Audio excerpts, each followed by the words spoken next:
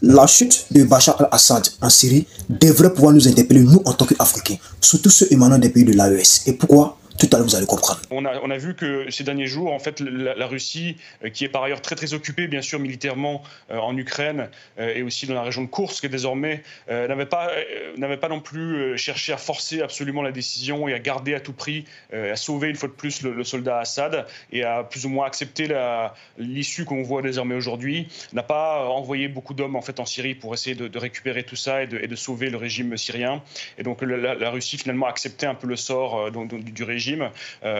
Mais voilà, on sait que tout ceci est dû bien sûr à la guerre en Ukraine aussi, hein, et la Russie qui a complètement rebasculé ses forces militaires bien sûr vers l'invasion de l'Ukraine et n'avait quasiment plus aucune force présente en Syrie pour maintenir le régime.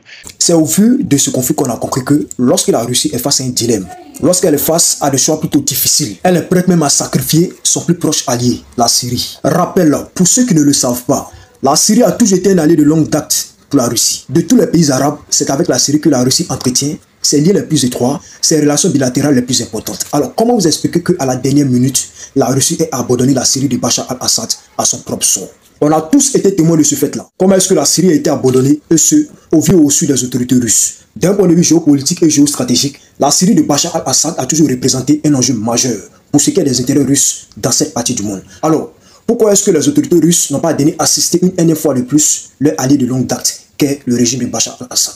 En ce moment, le Kremlin est pleinement engagé sur le front ukrainien et donc il ne peut pas se permettre à se disperser au risque de manquer carrément d'objectivité.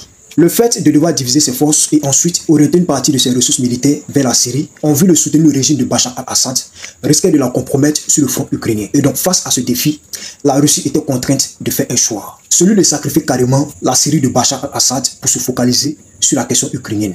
Surtout lorsque l'on tient compte du fait que ces ressources militaires s'amenuisent de jour en jour. Et donc pour ce qui est des intérêts russes au plan géopolitique et géostratégique, le cas de la Syrie devrait être impérativement relégué au second plan au profit de la guerre en Ukraine qui, elle, est d'ordre de première primordialité. Bien vrai que Poutine a accordé l'asile politique à Bachar al-Assad et à sa famille, force est de constater qu'il n'a pas été capable à pouvoir protéger le régime de ce dernier. La Russie de Vladimir Poutine n'a pas été capable à reproduire le scénario de 2015. Alors pour les panafricains et pour les pro-russes en général, vous devrez comprendre que sur la question syrienne, les Russes ont lamentablement échoué.